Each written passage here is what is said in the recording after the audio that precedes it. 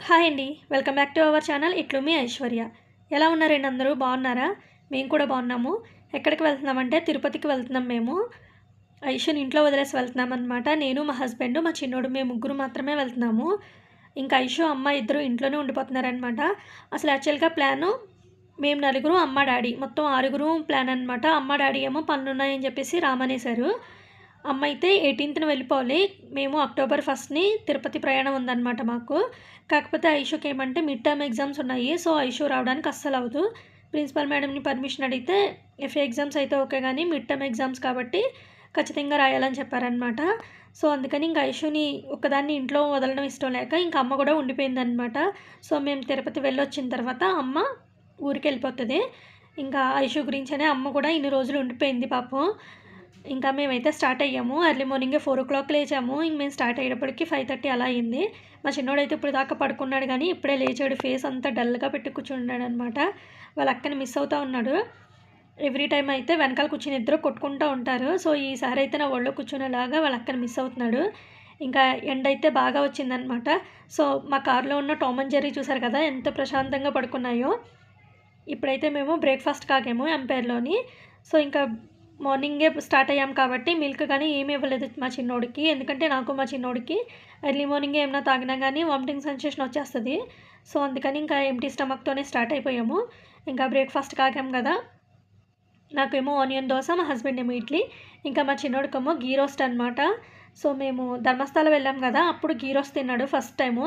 ఇంక అప్పటి నుంచి ప్లెయిన్ దోస అని చెప్తున్నాడనమాట. చాలా ఇష్టం మా చిన్నోడికి. ఇంక ఇదే ఇష్టంగా తింటున్నాడు. అందులోని కర్ణాటకలో సాంబారు కొంచెం స్వీట్‌గా ఉంటదనమాట. సో, అందుకని మా పిల్లలిద్దరికీ కూడా సాంబార్ అంటే చాలా ఇష్టము ఇక్కడ. సో, ఎప్పుడు దోస తీసుకున్నా గానీ సాంబార్‌తోనే తింటారు, చట్నీతో తినరు. ఇంకా బ్రేక్‌ఫాస్ట్ అయిపోయిన తర్వాత బయటకొచ్చిన తర్వాత పక్కనే ప్లే ఏరియా ఉందనమాట హోటల్ లోపలే. సో, ఇంక మా చిన్నోడు కాసేపు ఆడుకున్నాడు. ఇప్పుడే బ్రేక్‌ఫాస్ట్ చేసాం కాబట్టి ఇంక వెంటనే స్టార్ట్ అవ్వడం ఎందుకని చెప్పేసి కాసేపయితే ఆడుకునిన తర్వాత అప్పుడు స్టార్ట్ అయ్యాము. ఇంకెక్కడ ఆగినా గానీ ప్లే ఏరియా ఉంటే మాత్రం వీళ్ళని అస్సలు ఆపలేము. ప్లే ఏరియాలో ఆడుకునేటప్పుడు కూడా మా చిన్నోడు వాళ్ళ అక్కని చాలా మిస్ అయ్యాడు. ఎందుకంటే ఇప్పటిదాకా మేము నలుగురం కలిసే వెళ్ళాం ఎక్కడికైనా కూడాని. ఇంకా ఫస్ట్ టైమ్ మా ఇష్యూ మిస్ అయిందనమాట. సో, ఇంకా మా కార్‌కైతే పొల్యూషన్ సర్టిఫికేట్ లేదు. సో, ఇంకా దారిలో కనిపిస్తే ఇంక తీసేసుకున్నాము. ప్రాబ్లమ్ అవ్వకుండా ఉంటది లాంగ్ జర్నీ కాబట్టి. ఇంక ఫస్ట్ అయితే కాణిపాకం వచ్చేసామనమాట. కాణిపాకంలో దర్శనం చేసేసుకున్నాము. లోపలికి ఫోన్ అలౌ లేదు. స్మార్ట్ వాచ్ కూడా అలౌ లేదు. దర్శనం అయిపోయి బయటకొచ్చేసిన తర్వాత కలర్ఫుల్ సోడాలు కనిపించినియి. నేను ఆరెంజ్ కలర్ తీసుకున్నాననమాట. సో, మా చిన్నోడు కూడా తాగుతానన్నాడు.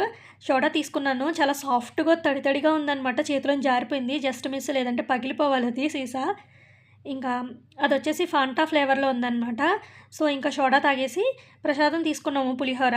ఇంకా ప్యాకెట్స్ పట్టుకొని ఇంకా మళ్ళీ స్టార్ట్ అయిపోయామనమాట. సో, దారిలో ఒకసారి ఆగి ప్రసాదం తిన్నాము.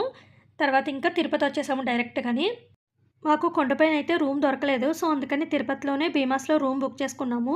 ఎండలైతే చాలా దారుణంగా ఉన్నాయి. అసల బెంగుళూరుకి, తిరుపతికి చాలా డిఫరెన్స్ ఉందనమాట ఎండల్లోని. ఇక్కడెంత చల్లగా ఉందో అక్కడంత హాట్‌గా ఉంది. చాలా గట్టి కాస్తున్నాయి ఎండలక్కడ. ఇంకా హోటల్ రూమ్‌కైతే వచ్చేసాము. వచ్చిన తర్వాత ఫ్రెష్ అప్ అయిపోయి ఒకసారి కాసేపు రిలాక్స్ అయ్యి, అప్పుడు మళ్ళీ కొండ మీదకి వెళ్తామనమాట. సో, మాకైతే దర్శనం నెక్స్ట్ డే ఈవినింగ్ 5:00కి. ఇంక ఇవాళైతే కొండపైకి వెళ్ళి స్వామివారి ప్రసాదం అది తినేసి, మా చిన్నోడికి తలనీలాలు ఇచ్చేసి వద్దామని అయితే అనుకుంటున్నాము. ఇంకా ఒక అరగంట సేపు రిలాక్స్ అయ్యి అప్పుడు వెళ్దాం అనుకుంటున్నామనమాట. ఎందుకంటే ఎర్లీ మార్నింగ్ 4:00కే లేచేసాము. అందుకని చాలా టయర్డ్‌గా అనిపిస్తుంది. మా చిన్నోడైతే ఇప్పుడు జుట్టుతో వెళ్తున్నాడు కదా! రూమ్‌కొచ్చేటప్పుడు గుండుతో వస్తాడనమాట. సో, హోటల్‌లో ఎంటర్ అవ్వగానే వెంకటేశ్వర స్వామి విగ్రహం ఉంది. చాలా బాగుంది. చాలా బాగా డెకరేట్ చేశారు. ఇంకా క్యాబ్ బుక్ చేసుకొని వెళ్ళిపోతున్నాము. కార్‌నేమో హోటల్‌లోనే పార్క్ చేసేసామనమాట. పైకి వెళ్ళిన తర్వాత పార్కింగ్ వెతుక్కోవడానికే సరిపోద్ది టైము. సో, అందుకని ఇంకా క్యాబ్ బుక్ చేసుకొని వెళ్ళిపోతున్నాము. కొండ ఎక్కేటప్పుడు ఎంట్రన్స్‌లో చెకింగ్ అంతా జరుగుతది కదా! సో, మేమైతే బ్యాగ్స్ అవి తీసుకొని చెకింగ్ అదంతా కంప్లీట్ చేసేసుకొని ఇక్కడ వెయిట్ చేస్తున్నామనమాట. ఇంకా కార్లు అవన్నీ కూడా చెక్ చేసి వస్తాయి కదా! మా కార్ వచ్చేసింది. ఇంకా క్యాబ్ ఎక్కేసి కొండపైకి వచ్చేస్తున్నామనమాట.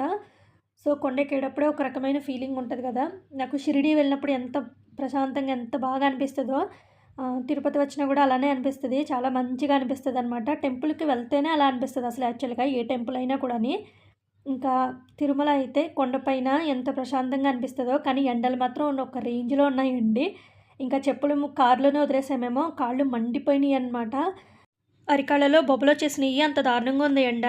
ఇంకా వెంగమాంబ అన్నప్రసాద కేంద్రానికి అయితే వచ్చేసాము భోజనం కోసమని. ఎంత టేస్టీగా ఉంటుందో కదా ఇక్కడ ప్రసాదము. ఇవాళ స్పెషల్స్ అయితే కొబ్బరి చట్నీ, క్యాబేజ్ కర్రీ, ఒక స్వీటు, రైసు, రసం, సాంబారు, కర్డ్ అనమాట. సాంబార్ అయితే సూపర్ టేస్టీగా ఉంది, చాలా బాగుంది. మేము ఎప్పుడు వచ్చినా కానీ ఇక్కడే భోంచేస్తామన్నమాట. మీరు కూడా ఇక్కడ భోంచేయడం ఇష్టమైతే కామెంట్ చేయండి. భోజనం అయిపోయి బయటకు వచ్చేసిన తర్వాత మా చిన్నోడు ఎక్కడ టాయ్ షాప్ కనబడితే అక్కడ ఆగిపోయేవాడు.